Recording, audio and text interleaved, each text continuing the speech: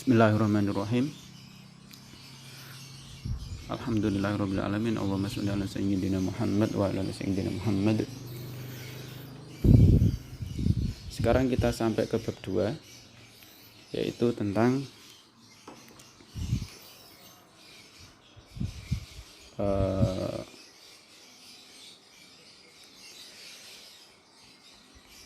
sejarah pemeliharaan hadis, sejarah pemeliharaan dan kodifikasi hadis.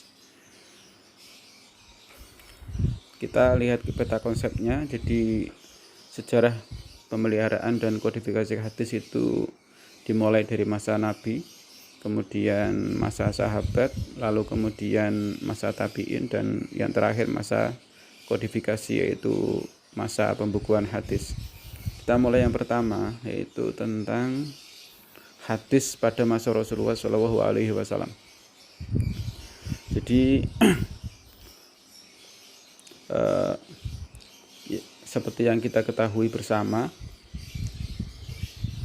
bahwa Nabi Muhammad, Nabi kita itu adalah Rasulullah SAW, yang diberikan keistimewaan oleh Allah, diberikan mukjizat oleh Allah berupa Al-Quran, dan juga mempunyai keluhuran akhlak, sehingga Nabi menjadi sosok sentral atau sebagai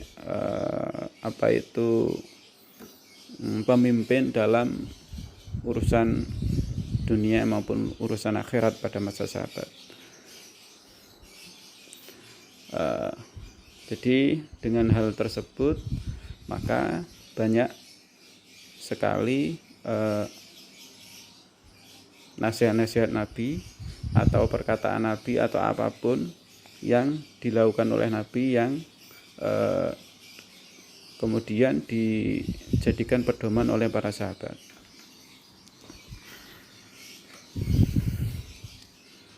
Jadi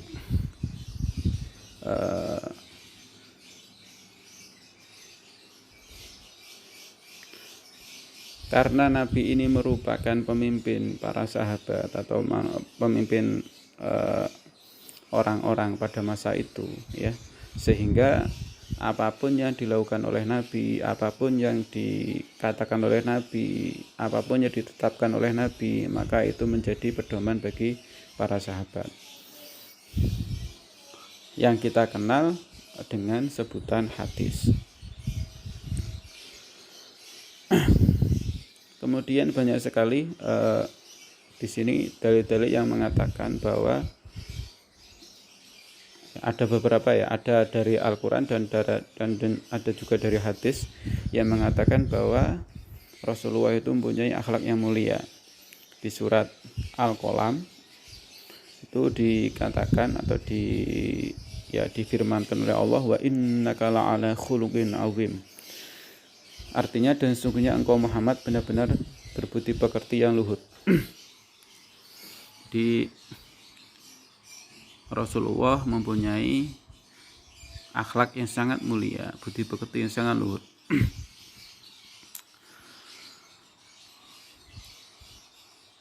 Nah, inilah yang membuat beliau sebagai manusia yang sempurna.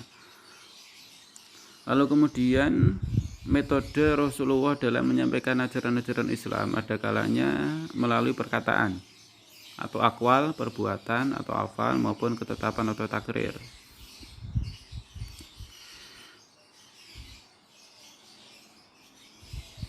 Nah, jadi dalam menyampaikan ajaran-ajaran Islam kepada para sahabat, ya, itu Rasulullah mempunyai beberapa metode, ya. Yang pertama metode perkataan, yaitu dengan mengatakan sesuatu.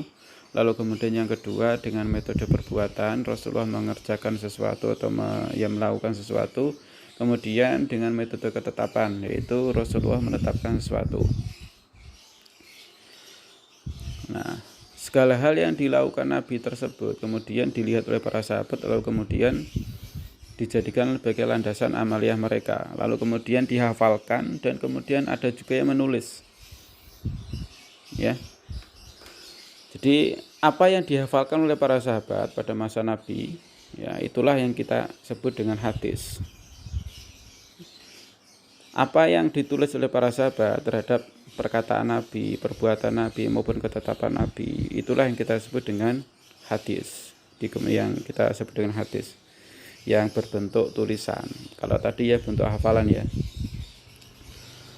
Kemudian pada masa Rasulullah itu ya, penulisan hadis atau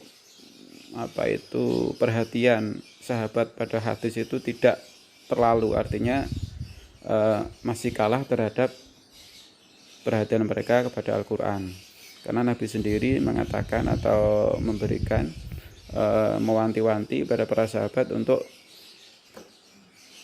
memperhatikan Al-Quran daripada hadis, karena tentu saja kan Al-Quran itu yang pertama ya, sumber Al-Quran, sumber Islam yang pertama, kemudian hadis yang kedua, sehingga harus mengutamakan yang pertama dulu, yaitu Al-Quran. Ini didasari oleh sebuah hadis dari Sa'id Al-Khudri ya. Di sini dikatakan, di sini Rasulullah bersabda, la taktubu anni ghairul qur'ani wa man kataba anni ghairul qur'ani falyamhuhu, rawahu Muslim. Rasulullah bersabda, janganlah kalian menulis dariku selain Al-Quran. Barang siapa yang menulis dariku selain Al-Quran, maka hapuslah. Jadi para sahabat diminta untuk fokus saja pada Al-Quran, untuk menulis Al-Quran dan menghafal Al-Quran, dan untuk sementara waktu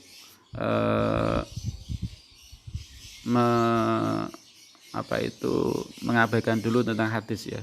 Jadi kalau misalkan ada sahabat yang sudah terlanjur menulis hadis, itu disuruh untuk dihapus ya oleh Rasulullah sendiri. Namun di hadis yang lain atau di suatu kesempatan yang lain, Rasulullah juga menyuruh untuk menulis ya. Ini dari siapa ini? Dari riwayat At-Tabrani ya. Di situ dikatakan di dalam hadis itu, qala qultu ya Rasulullah inna nasma'u minka asya'a afanaktubuha qala aktubu wala haraja, rawahu Tabrani. Aku bertanya kepada Rasulullah bahwa sesungguhnya kami mendengarkan darimu segala sesuatu, kemudian kami menuliskannya. Kemudian apakah kami harus menuliskannya? Kemudian Nabi bersabda, tulislah dan tidak ada masalah. Jadi ada dua hadis yang bertolak belakang ya. Sepintas kita lihat bertolak belakang. Yang pertama itu dilarang untuk menulis, yang kedua disuruh untuk menulis ya, karena memang kesempatannya berbeda, sehingga apa yang dikatakan Rasulullah juga berbeda, sehingga ketika ada perintah untuk menulis hadis, itu para sahabat juga langsung menulis hadis-hadis yang mereka terima dari Rasulullah. Seperti Abdullah bin Amr bin As yang mempunyai catatannya yang diberi nama dengan As-Shadiqah. Kemudian ada Abdullah bin Abbas, Ali bin Abi Thalib, Samurah bin Jundab, Jabir bin Abdullah, Abdullah bin Abi Auf, dan seterusnya ya.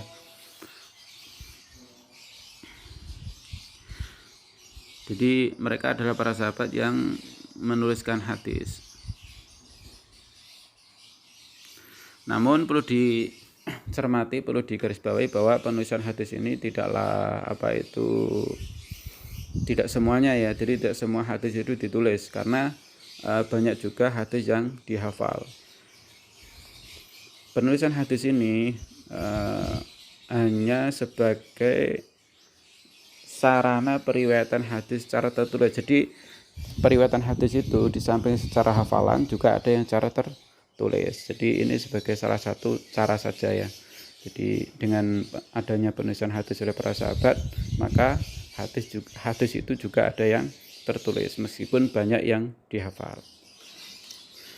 Menurut Said Aqil Husain Al-Munawar, ini salah satu pakar hadis ya dari Indonesia, mengatakan bahwa penulisan hadis bersifat pribadi dan untuk kepentingan pribadi. Artinya Dengan demikian hadis-hadis yang ada pada para sahabat yang kemudian diterima oleh para tabi'in memungkinkan ditemukan adanya reaksi yang berbeda-beda. Nah, jadi gini ya, jadi dalam penulisan hadis itu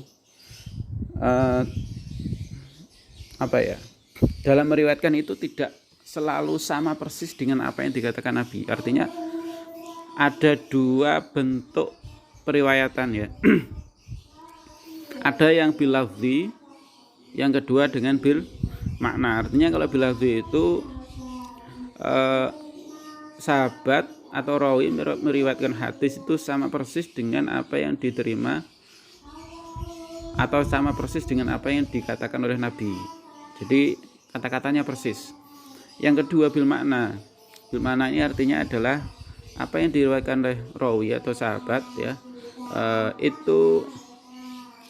itu lafadznya atau kata-katanya tidak sama persis, cuman isinya sama, garis besarnya sama. Jadi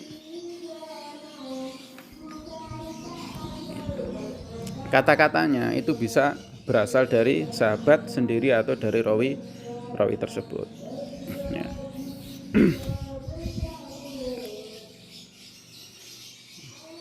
Oke, sekarang kita langsung ke metode penyampaian hadis. Jadi dalam menyampaikan hadis Rasulullah itu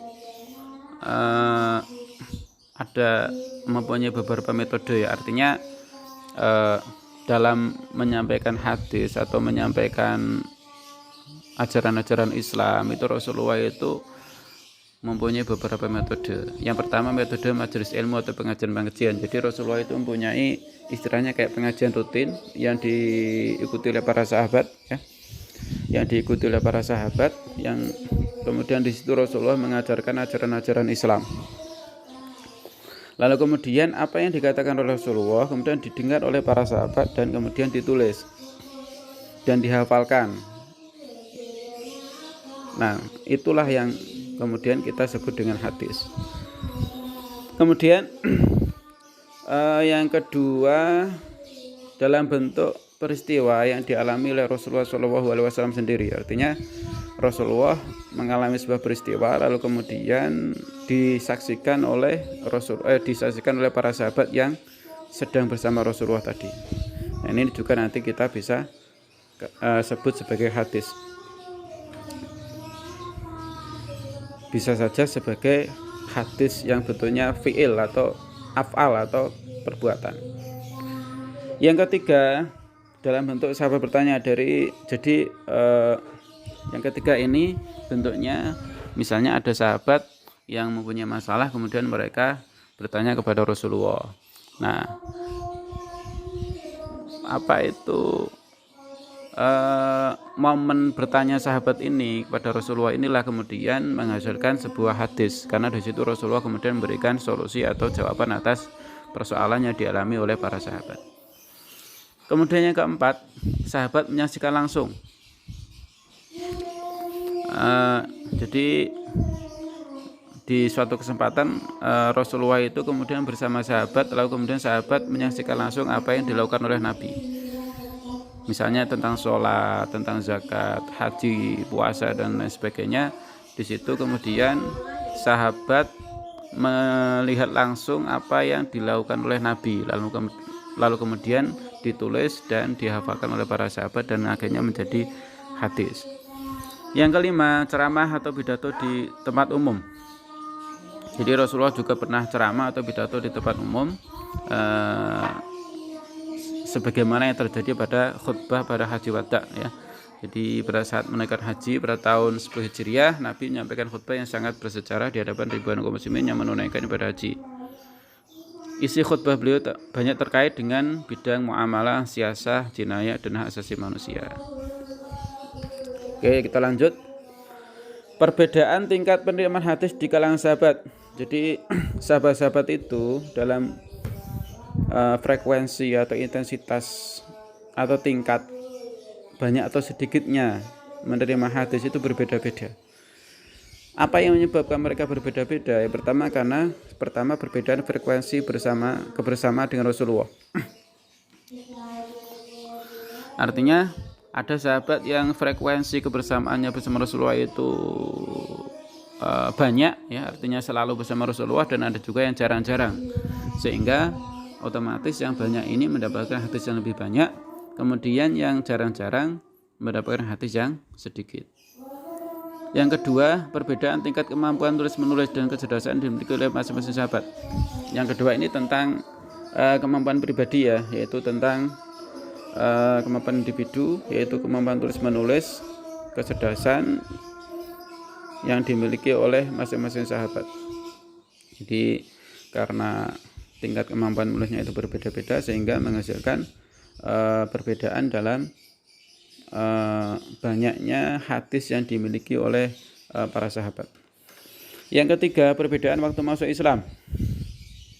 Ada yang Islamnya itu masuknya awal, dan ada yang masuk Islamnya itu awal, dan ada juga yang belakangan. Yang awal kita kenal dengan sebutan as-sabiqul awwalun, seperti Khulafaur Rasyidin, Abu Bakar, Umar, Utsman, dan Ali, serta Abdullah bin Mas'ud, ya. Kemudian yang kedua yaitu mereka-mereka yang berada di samping gini sebetulnya. Oke, saya ulang dia. Para sahabat yang tergolong banyak menerima hadis dari Rasulullah itu terdapat beberapa kelompok. Yang pertama yaitu mereka yang masuk Islam lebih awal, yaitu as-sabiqunal awwalun, seperti Khulafaur Rasyidin. Kemudian yang kedua yaitu mereka sahabat yang mempunyai hadis yang banyak dari Rasulullah, ya. Yang kedua yaitu mereka yang selalu berada di samping Rasulullah dan sungguh-sungguh menghafal hadis, seperti Abu Hurairah, karena kita tahu banyak hadis yang diriwayatkan oleh Abu Hurairah.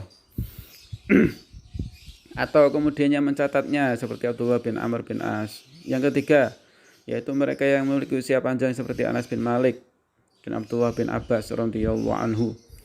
Dan keempat yaitu mereka yang secara pribadi erat hubungannya dengan Nabi SAW, seperti Aisyah dan Ummu Salamah. Itu pemeliharaan hadis pada masa Rasulullah SAW. Sekarang kita langsung kepada para sahabat.